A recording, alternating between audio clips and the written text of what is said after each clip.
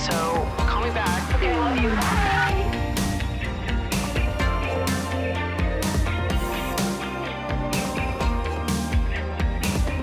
What's up, you guys, and welcome back to Emotionally Online, the show for spilling guts and sharing secrets, hosted by yours truly, the one and only Maddie Drosbeck. I don't know if any of you guys have seen these videos, but they keep appearing on my Instagram page, Instagram Reels Discover page. They're so funny to me. They crack me the fuck up. And it's funny to me strictly because of how like angry people are in the comments because they think it's real when it's so clearly not real. But it's, I don't know, it amazes me how little people will like look into accounts that enrage them. It's actually not funny, but it's funny to me because of the reaction and because I'm like, this is kind of a genius like business strategy. So she's pretending to be a doctor, keyword pretending. That's what these people aren't realizing, which is why they're getting mad. Basically, it's just this woman dressed in scrubs, and she'll say something about like a patient coming in with a pain in their backside. You know, something always like waist down problems that someone's coming into this doctor about that she's pretending to be. And then the next clip is her getting home later that night and crawling into bed and pretending to masturbate to the thought of that patient coming in. So if you're consuming this content and you're thinking that this is like a real doctor that just got like, I don't know, TikTok trigger fingers and is like, got to keep up with the trends. And so this is just a doctor that's genuinely making this content. If you watch that video believing that's a real doctor, obviously it's going to enrage you, but it's not a real doctor. It's just a woman promoting her OnlyFans account, which I think this is brilliant. Because every single one of these videos, it's like, I see it. They appear in my feed all the time. And I'll see it, and it'll be thousands of comments of people being like, you need to have your license revoked. It's like, it would have taken you 2 seconds to realize what the purpose of this account is. And this is like a role play thing that's happening. And it's not a real doctor that's sexualizing their patients.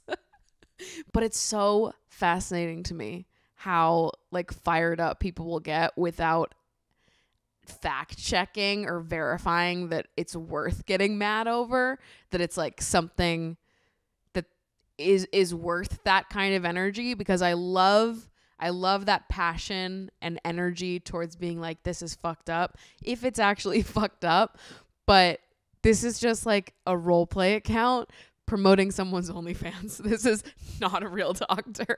I don't know, I think I'm just very amused at how many people truly struggle with identifying what is real and what isn't on social media. And I think we always say that it's like the older generations that aren't able to clock when something is not what they think it is, but I don't think that it's just the older generations. I think the older generations, it happens to them with more obvious shit, like when they're clicking on links on Facebook that are obviously like scam links, and their information just being sucked up every single time they click on one of those.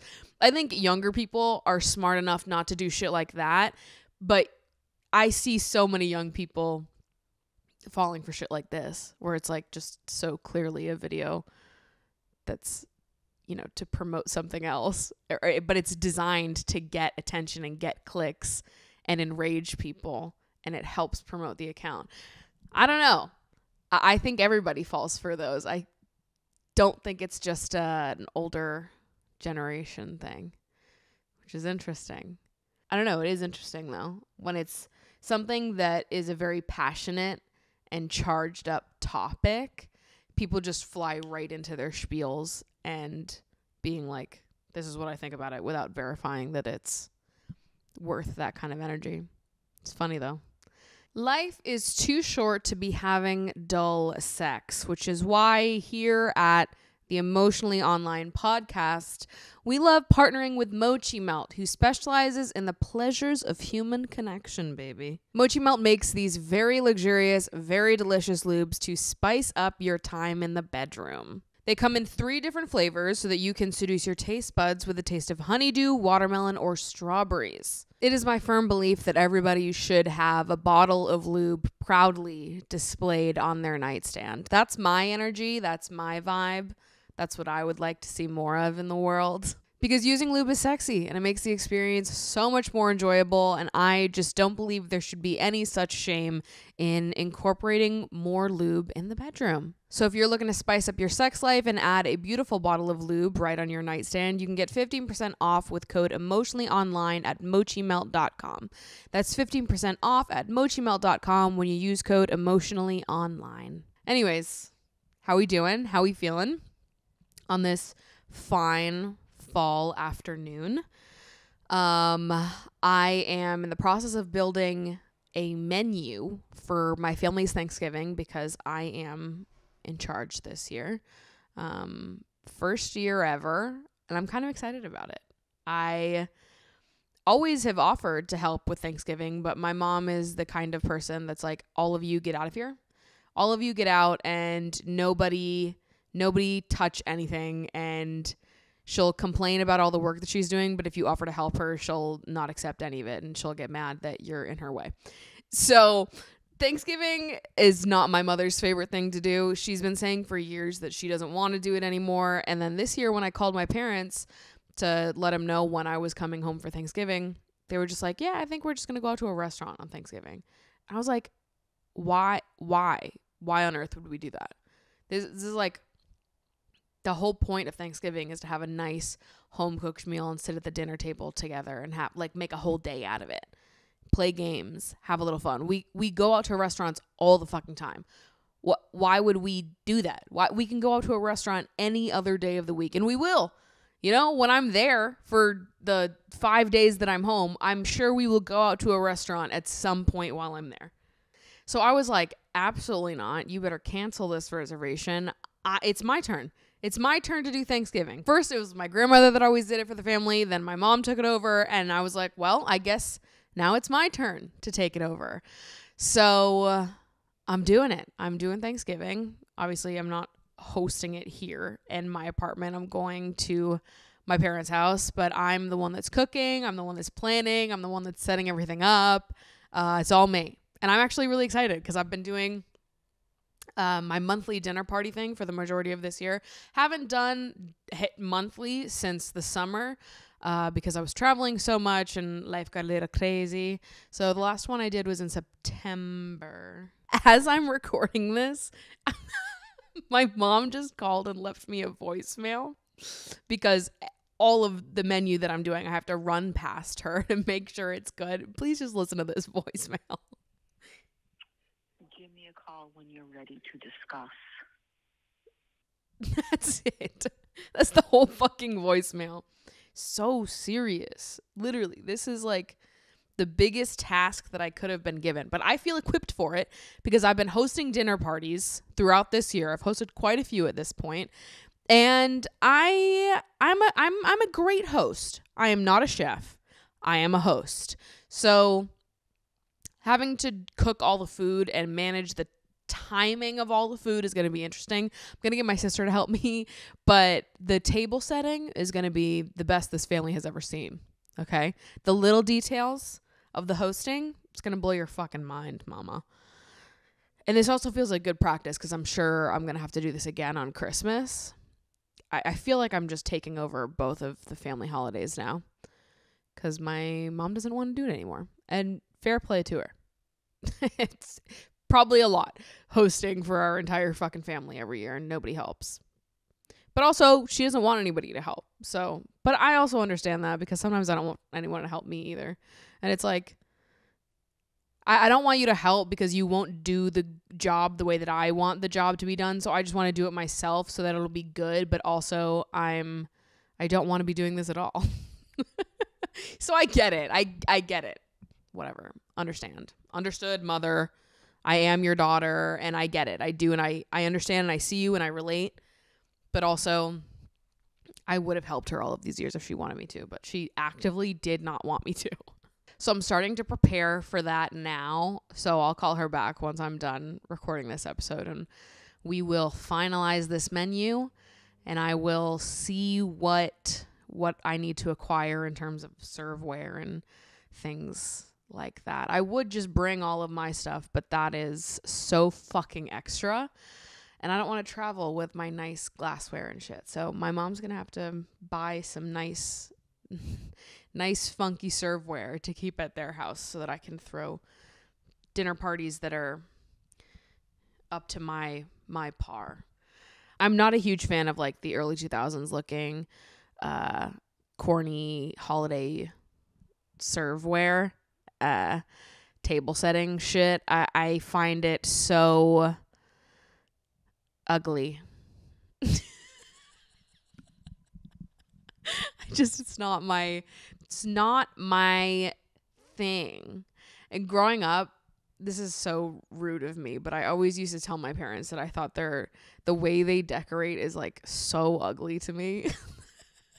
They're getting better at it now because they live in a beach house now. So now their house is like very, very beach house coded. It's like, I've talked about this before, I think. Their house is like, it's ripped out of, like if you had to look up like beach house 50-year-old mom vibes, that's my parents' decor style now that they live on the beach. But when I was younger, it was like early 2000s, warm toned wood chic. It's just like so ugly to me. The like oranges and the yellows and the like orangey browns, those tones just everywhere. I hate it. Oh God, our whole house had like this yellow, it was like off-white but yellow toned walls, and I was like, what? Like, this is gross. The vibes are off in here. And anyways, so I feel like a lot of their serveware and decor stuff also has that same energy of how it was when I was growing up. So I might need to influence my mother to get some better holiday items. I like holiday themed decor pieces and serveware, but it has to look like classic if it's gonna be a little kitschy, a little corny, you know? It has to have a like clean, classic holiday feel, not a, you know, middle-aged woman in the early 2000s feel to it. I'm sorry. I'm so sorry. We can make fun of my style in 20 years when it's, you know, dead and gone. But I just don't know. I don't know that it'll be like that. I feel like I'll look back on my style right now in 20 years the same way I look back on my style in middle school, where I'm like, oh, it's so ugly, but I love and live for it. Like, there's something nostalgic about it. I don't know. It's like the poop tone era where it was just everything was orange and yellow and brown, and it was all just so warm and chaotic and ugly. Ugly. So bad. Hate it. So we're going to have to shape things up my parents' house and acquire some nice decor and table setting stuff that is going to just be more my style, my speed. And we can also use it for Christmas and for years to come. So it'll be a worthwhile investment. And this is what I'm going to pitch to my mom when I call her after this podcast episode. I bought a Mrs. Claus corset yesterday because I needed one. Because it is what I deserve. And somebody had to say it. Let's talk about it. Because the closer we get to Christmas, I think I'm going to put up my tree this weekend because it is what I deserve. I got sent an advent calendar in the mail. I'm ready to start buying people gifts, and when they come, I need to be able to wrap them, and so I need to be able to put them somewhere. So I need to set my tree up. I need to acquire some more Christmas decorations because I really don't have any besides my tree and mine and Mango's stockings. So I've got to do all that. So anyways, telling you this because I have thought many days of the week over the last 2 weeks about how badly I feel in my bones that I want to engage in a Santa and Mrs. Claus roleplay situation. The thought of it really does something for me. I've never thought of this before, genuinely. This has not been something that has plagued me for years. This year, all of a sudden, I am very interested in this. So, who are you going to do this with, you ask? I don't know. I don't know. I'm not seeing anyone. But I feel like I need to own a hot Mrs. Claus costume. So, I have acquired one. And I think it's like, there's something about, I was saying to someone yesterday that it's like, I saw Mommy Kissing Santa Claus awokened the universe to how Santa could be a sex symbol, right? It really put him on the map in that way. And like the idea of on like Christmas night, kids go to bed and you dress up as Santa and Mrs. Claus to put the presents under the tree just to like do sex. It's role play. That's what's going on. And you're doing it because it's like a whole little dramatic bit. Like you're just like, as a married couple who has children, we're putting presents under the tree. We could just fucking do it and go to bed. But no, for the drama and for love of the fucking game, we're going to dress up like Santa and Mrs. Claus and let this whole thing be foreplay. The whole month is foreplay. Why have I never thought of this before? It's the horniest time of the year, mama. And it all comes down to this. Fucking in a Santa and Mrs. Claus costume. It's what I want.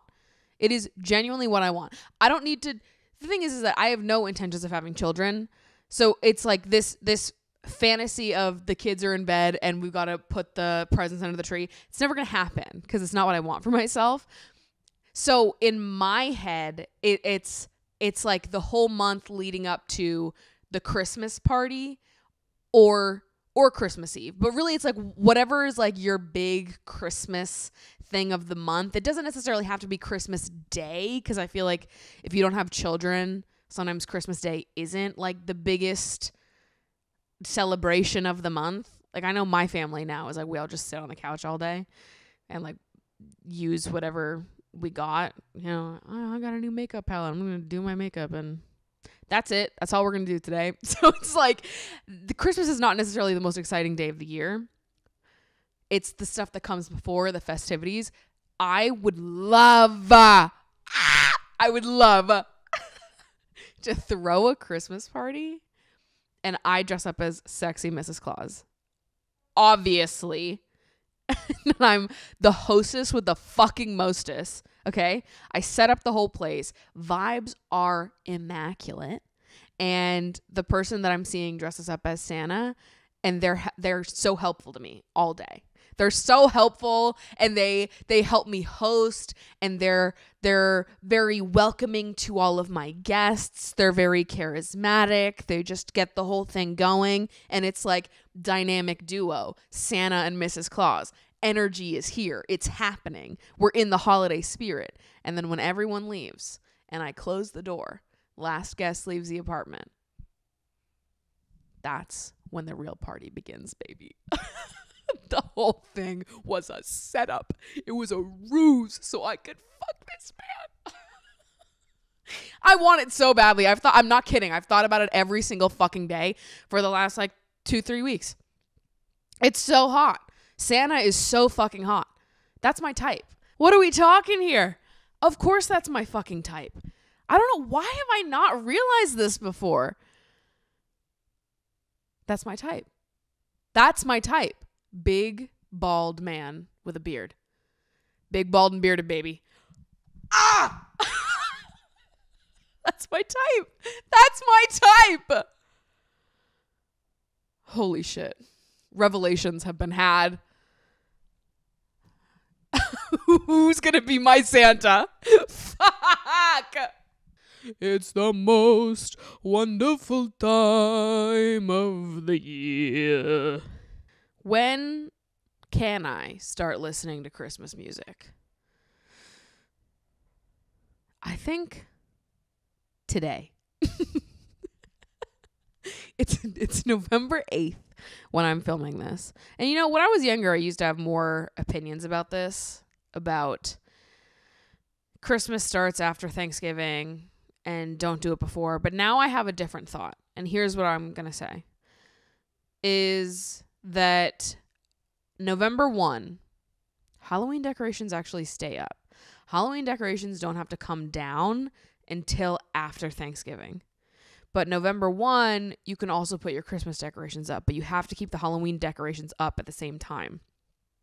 So that way, during the month of November, before Thanksgiving, you have Halloween and Christmas decorations to get like that's like is that not the vibe of November?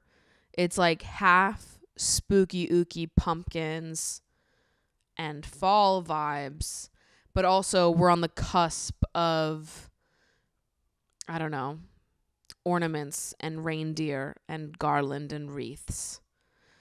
There's overlap, right? So when we push them together, all of a sudden it's like, yeah, this is Thanksgiving somehow. Somehow it works. So I think that's how I feel now. I do believe that Thanksgiving should have some of their own decor, but a lot of my Thanksgiving decor is just my fall decor. So it's like, that was already up in October. So it's part of Halloween inside my brain, you know? So we just got to add Christmas in November. We get a good smorgasbord too. And then after Thanksgiving, we go straight to Christmas. We leave Christmas up until a few days after New Year's. Not a full week. A few days. Okay? We've got some rules around here. But I do feel ready to start listening to Christmas music right now. I was singing, "It's the most wonderful time of the year," all day yesterday. "There'll be parties for hosting, marshmallows for toasting, when loved ones are near." What's the other one that I really like? Oh, "Simply having a wonderful Christmas time." And then when it goes back and forth, it's like boom, boom, boom, boom, boom, boom, boom, boom, boom, boom. I love that song. People hate that too. Like the amount of times I've heard people say that they hate Wonderful Christmas Time by Paul McCartney, I'm like, guys, do you have any taste? It's a great Christmas song. Also, what's the one that was like that it was like a British super group that they did for charity? "Don't they know it's Christmas time? Whoa." I like that one too. So I don't know. Maybe it's time. Maybe it's time for me to replace listening to Cobra Starship with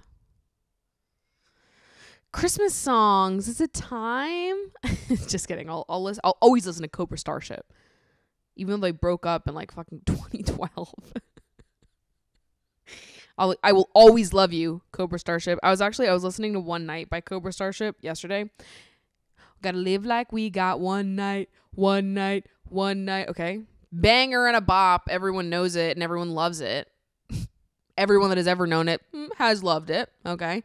It's only the best song ever. Just kidding. Hot Mess is better. One Night, another banger and classic by Cobra Starship though.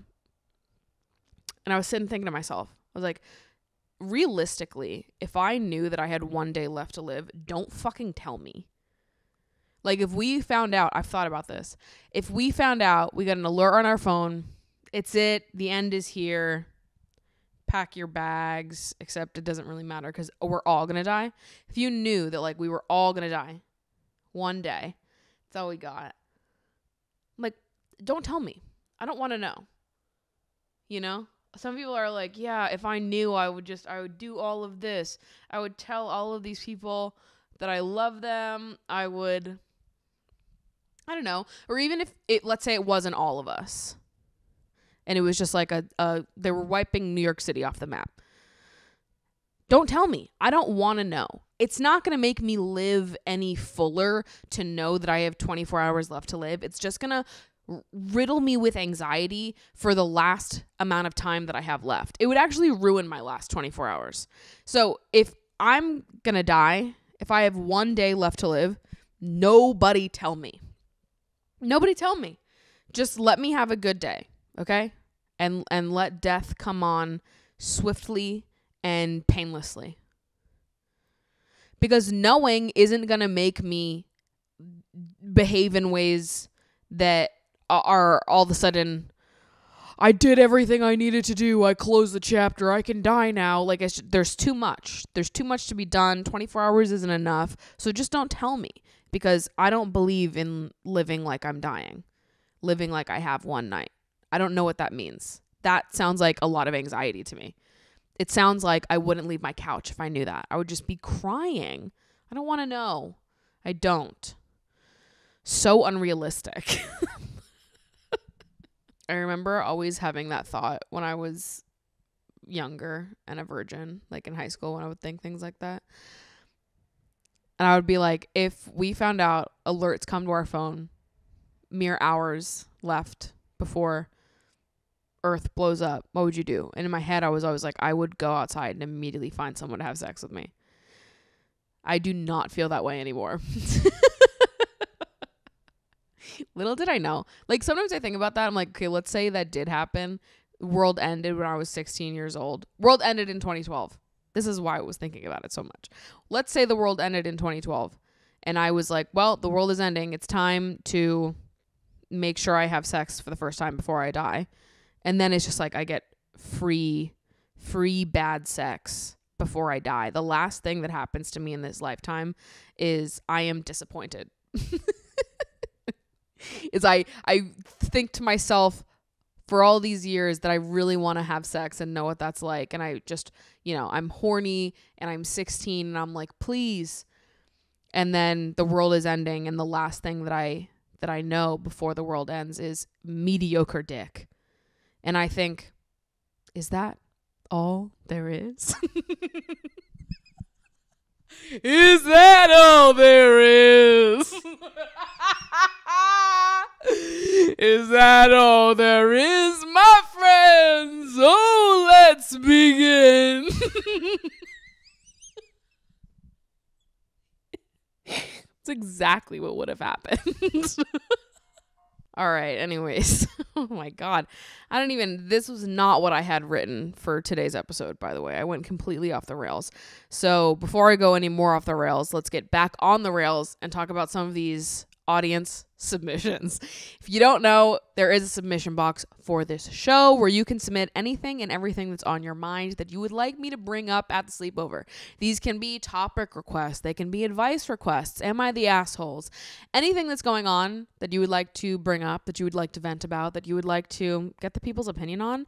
You put it in that submission box and I will pick a few to read out at the end of every single episode.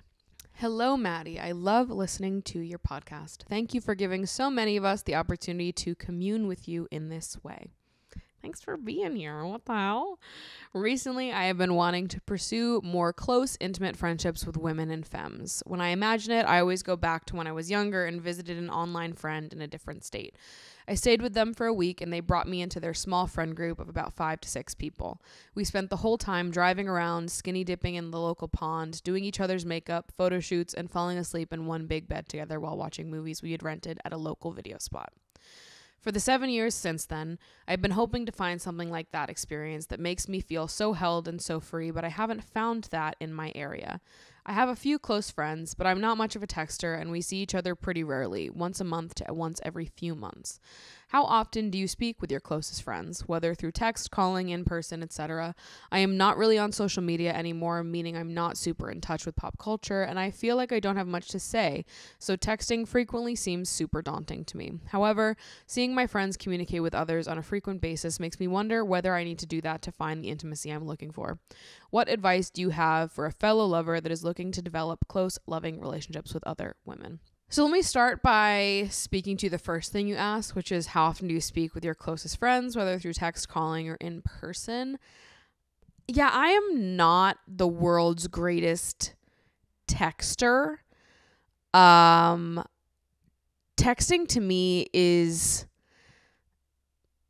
like a sit down task. I can't explain that. So if I'm being a good texter to you, it's because I'm not multitasking when I'm talking to you. If I'm texting someone and I'm being a good texter, it's because I'm laying on the couch watching a podcast while we're talking, or I'm laying in bed scrolling on Instagram while we're talking. It's like if I'm doing anything, I'm not a good texter. So if I'm being a good texter, it's because I'm not doing anything else. And usually I've got shit to do. So I'm just like really shitty at texting. I'm definitely more of a caller, FaceTimer over a texter. And so instead of just texting people and having a conversation that way, I'll be like, da-da-da, such and such a thing happened. We need to FaceTime debrief. Are you around later? And we'll just schedule some time in. I'll text my friends all the time and be like, I'm in need of like a FaceTime date, a FaceTime catch up for my friends that are not based in New York. And then sometimes I'll just call people on a whim, but I'm usually the type of person that will text in advance and be like, are you around?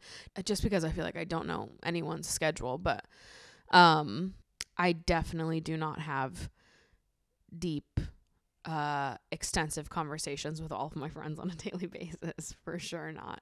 I mean, there's definitely quite a few people that I talk to close to every single day, but it's not like we're having meaningful conversations every single day. Sometimes it's just like a quick catch up, or sending them a screenshot of some clothing item I bought that I'm excited about, or they share a book that they read with me. We're sharing video links back and forth. Sometimes it's just little things like that and not necessarily a big conversation. The only person that I feel that I update in real time on like everything that's going on in my life is Ashley, and everyone else, it's like I'll update you when I see you sort of thing, and not like I need to stay in constant contact with you.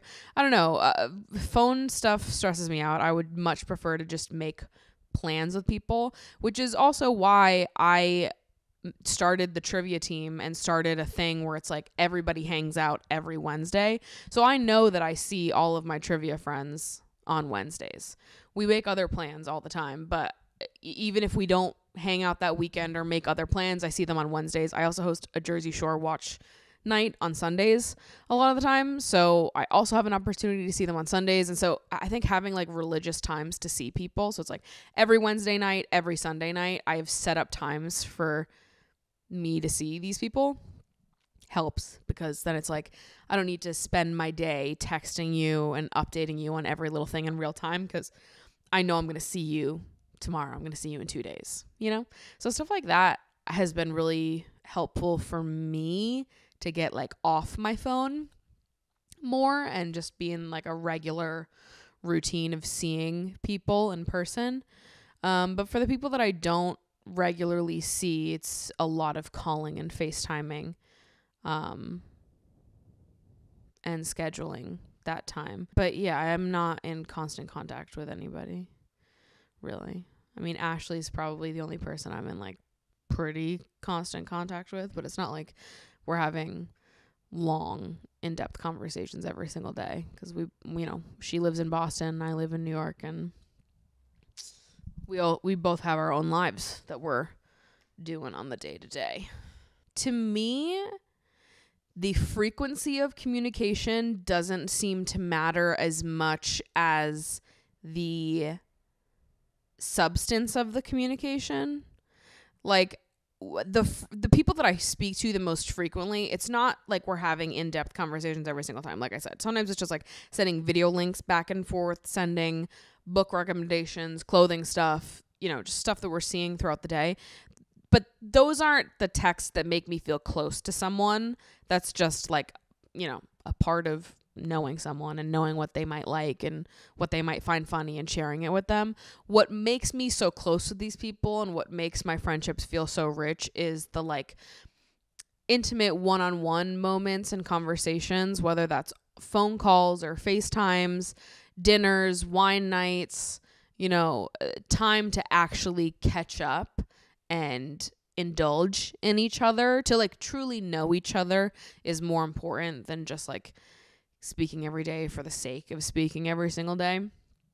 Though I also think it's special to share small moments with each other. Like, I don't think it has to just be we only FaceTime for big moments or for big catch-ups. Like, I think it's also fun to do like a quick 20-minute phone call. Oh, I'm walking to trivia. I've got 20 minutes on the phone. Let me call this person and see if they've got 20 minutes and just ask them how their day was. I don't think that we need to be in constant communication with people. I think it's more about setting aside like quality communication time, whether it's 10-20 minutes while you're on a walk, or it's sitting down for an hour FaceTime over dinner, or actually making plans to go out with someone. I don't know. I'm not someone that really believes that texting is of high importance in any relationship. And that's because I'm not very good at it myself. So, I don't think that it's necessarily the most important thing when you're looking to develop deep relationships with people. I think it's more about having the like initiative to create meaningful plans with someone that matters more than like texting frequently, Hello, Maddie. I adore you, and I've always admired your insight and willingness to embrace other people's emotions and vulnerability. I've been going out with this really sweet guy for the past month or so, and I think we've been comfortable with one another. He slept at my place, no sex, on the first date, and has done so the next dates that followed. After meeting him on Hinge, I stopped checking the app for myself because I want to concentrate on one person at a time. But I was out with my friends one night and they wanted to see how the app worked, so I lent them my phone to see my recent matches, and I saw that he had changed his pictures to more recent ones. This made me feel awful, which I don't know if I have a right to feel that way since we haven't talked about being exclusive or anything, so I deleted the app right away after that. He also told me that he's a one-person kind of guy, so I'm confused. But I'm also hesitant to ask him and inevitably bring up the what are we conversation. What should I do? Yeah, I've been there before, and it's not fun. It's not a fun feeling. I think even when the other person is not doing anything wrong, like he hasn't done anything wrong by changing his photos, that doesn't mean that we can't feel upset about it or feel like, oh, ouch, that stings a little bit. And I think that's perfectly fine. That's a very normal reaction. I had that same reaction when I noticed that someone that I was talking to did that. I think we all function differently. We all operate differently in dating, which is something I have to always remind myself. But something like that is difficult because it's something that when I'm looking at that action through my own lens of how I operate in dating, because similarly to you, I'm someone that when I am interested in someone, I'm like one person at a time kind of girl. I'm not very good at dating multiple people at once. I'm also just not very interested in that. I would rather date one person, see how it goes, let it run its course, and then, keep dating other people if it turns out this relationship is not the right fit for me. So, because I operate the way that I do in dating, and because if I changed the photos on my profile while I was seeing someone, it would mean I wasn't interested. So seeing someone else do that, obviously it brings up feelings of like, oh, ouch, because you like them, and this is an action that through your own lens, through how you would behave, that would mean you're not interested. And so of course it hurts because you're like, I like this person. I'm enjoying seeing them. I thought things were going really well, and now I've just seen them update their dating profile. And to me, it's hard to not take that a little bit personally. I totally get it.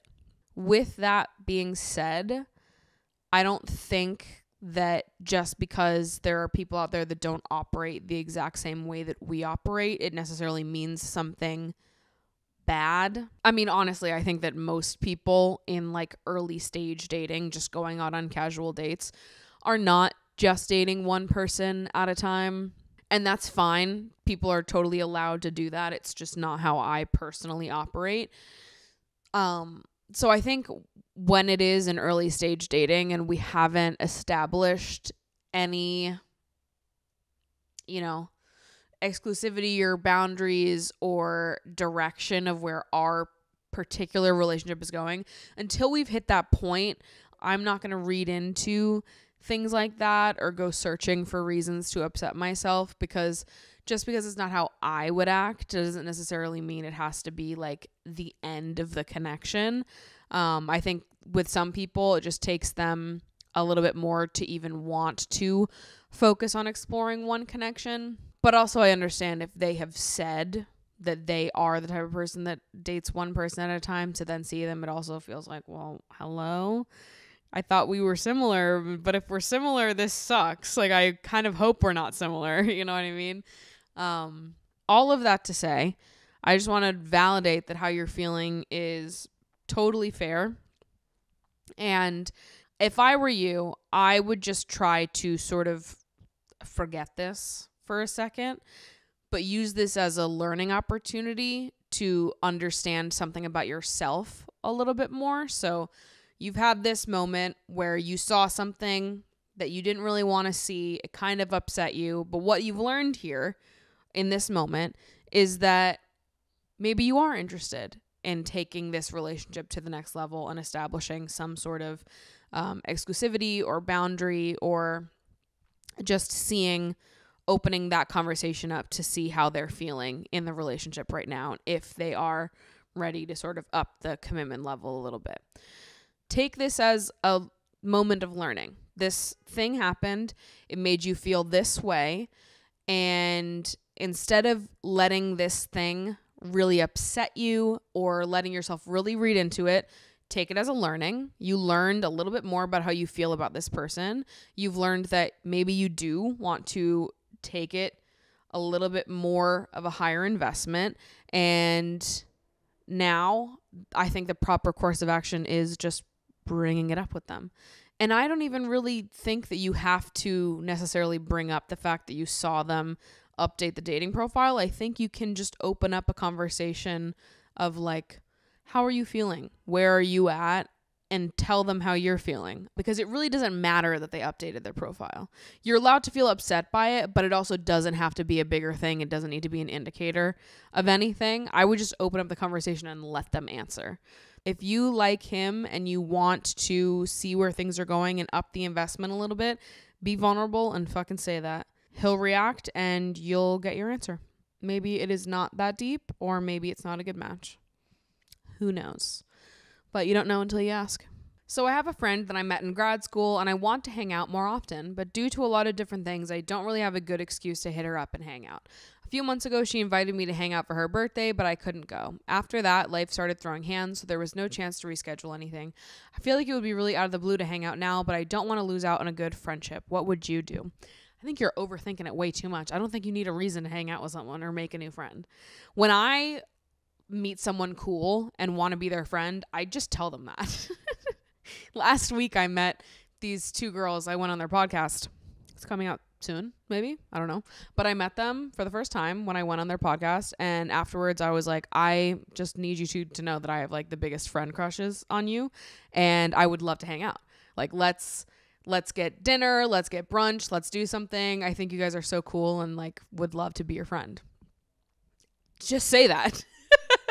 I think like everybody loves hearing stuff like that. Maybe there's a new restaurant you want to try and you want to see if they'll come with, or there's, some holiday market that could be fun to go to, see if they're around. And if you're not in grad school anymore, you could say that you really miss them and you'd love to catch up and hear about what's going on in their life. Ask them to dinner. I just don't think that we need an excuse to hang out and want to be friends with people. I think you can say anything at all. And I think it's also a beautiful thing to just say someone straight up that you want to be their friend, or that you have a friend crush on them. I do it all the time. People love it. I'm telling you. It's a smash hit in the friend department. Don't be nervous to tell someone that you want to be friends. That's beautiful. I just go for it. Just do it. I don't think you need an excuse. Hello, Maddie. Firstly, thank you so much for putting your heart out there with the content that you create. I can't tell you how much I've grown by watching you grow over the years. I love that. Secondly, I'm curious to know what you, as an endlessly loving and hopeful romantic, think of the saying, love comes when you least expect it. I usually find that most cliches have at least some grounding or truth to them, but I just can't quite get my head around this one. I always hear these stories of people saying, when I finally gave up on love, that's when it came, but I don't think I could ever possibly give up on love. I'm always romanticizing the potential of meeting someone anytime I go out into the world. I guess the whole giving up on love thing is usually framed as synonymous with focusing on yourself or being comfortable alone. But to me, those things have nothing to do with each other. I'm a hyper-independent person and I've been single my whole life. I've spent and continue to spend most of my time trying to build a life that I am proud of, independent of any other person. In that same breath, I'm almost never not thinking about love. It just feels like part of the essence of who I am, a fellow water sign, if you couldn't tell. To think that I'd have to shut down that part of myself to ever find love feels so unfair and impossible. And whilst I don't want to believe it's true, I keep seeing more and more people echoing the same story of only finding love once they release the hope for it. So, do you think there's any meaningful takeaway buried in the sentiment that love only comes when you least expect it? Or is it just our cultural infatuation with unexpected love stories repackaged at some kind of universal truth? Bingo! Yeah, I hate this saying. I think a lot of cliches around love in particular, I don't find that I agree with or can even find the inkling of truth in there. I think when people, I've always sort of taken it as people who say and believe things like love comes when you least expect it are people that got lucky and managed to meet a good match for them young. Because I don't think that anybody that's like been in the dating game and has spent a good chunk of their life single thinks that. I think, like, I don't know, whenever I hear someone say that love comes when you least expect it, it's because they had some type of spontaneous love story where they met someone out of the blue and they didn't see it coming. And because that was their experience, they just regurgitate that to everybody else. But I don't agree with it. But yeah, I feel the exact same way that you do. I don't think there would ever be a time in my life where I wasn't expecting love and I didn't care about love. And I also don't think there needs to be. Like, I think that this also connects to when people say that you have to love yourself before you can love somebody else, which number one, I think is a stupid saying at all, because I think that our ability to love other people is not dependent on how our relationship with ourselves is. So for number one, I think that's dumb. But number two is people will say that to single people to be like, stop looking for love, stop dating, like it'll happen when you least expect it, it'll find you, just focus on loving yourself and it'll come to you. And it's like, babe, I've loved myself the whole time and it hasn't come to me. What are you talking about? Like, I've loved myself for years and I didn't magically get a partner because of that. There's no... It's not like a magical solution. You love yourself and everything falls into place. Like, it's just not how it works. That is actively tested and verified not how it works. And it always used to frustrate me when that was the response. And usually it would come up when maybe I was venting about just like frustrations in dating and somebody in a relationship says some shit like that. Because the thing is it usually doesn't come from other single people who like understand how you're feeling. It's people that have no idea how you're feeling that are like, it happens when you least expect it. Just love yourself. And it's like, no, stop. It's so unhelpful and also untrue. Also, I completely reject the idea that there is something wrong with a longing for community, love, support, companionship. These are things that all of us need. It is the spice of life, you know? I am a very independent person. I love my alone time. I enjoy my singlehood. There's no part of me that is wishing away the era of life that I'm in right now. That doesn't mean that I'm not also able to hold space for my longing and my desire for a partner, for a companion, for someone to do life with. Just because I look forward to the day where I meet someone that is a good match for me in that way doesn't mean that I'm wishing away the life I have right now. I love my singlehood. I love my independence. I love the life I have right now. The same way someday I will love partnership. I will love compromise. I will love being a good partner to someone else. You know, I can hold space for both. It's not a pick one or the other sort of deal to me. And I think it's so silly to tell people that they shouldn't long for love and companionship and partnership. That is like such a beautiful thing to long for. And it is something that we all need. Nobody can go through life on their own. We all need people in our lives to hold us up and support us. And obviously, I'm not only talking about romantic love, I'm talking about all kinds of love when I say that. But I have like such a problem with people minimizing those of us that want romance. I have such a problem with people looking at people who want to fall in love, who dream of romance, and sort of belittling you into feeling like because you want romance, it means that you are not good at being alone, or you're fixated on this outcome and you just need to forget about it. I don't know. For me, I think this also connects to like how our culture treats single people. I think a lot of people speak to and think of people that are single as like having failed something, or that they must be so lonely and depressed, and there's a lot of pity for single people that I don't really understand why it exists. I think a lot of that pity tends to come from people that haven't experienced singlehood in long periods of time. So they don't understand, they have no ability to understand what it is like to be single for long periods of time and to develop a like really strong relationship and foundation within yourself, and to still keep looking for this partnership, and to be patient and just enjoying where you're at, enjoying your singlehood, and still longing for and looking for a relationship. People for some reason have a hard time imagining a world where that's like a joyful experience and like a curious one where you're constantly learning more about yourself. They see it more as like a depressing thing, which is just not true. And it's more of their own projection than anything else, right? So I don't know. I think phrases like that are kind of silly. For some people, I'm sure love does come when you least expect it. But for a lot of people, I'm sure they expected love all along, you know? I don't think that that's a cliche that even close to covers the majority of people's experiences. The same way when people say things like you need to love yourself before you can love somebody else, it's sort of a reductive take. All right, so with that, we're at the end of the show, and I need to go give my mother a call back. We've got serious business to discuss in terms of this Thanksgiving menu. But thank you guys so much for watching. If you want to see more from me, you can follow me on Instagram at Maddie Drosbeck, and of course, watch my YouTube videos at Maddie Drosbeck on YouTube as well. I love you so much. Thank you so much for listening. I will see you next time.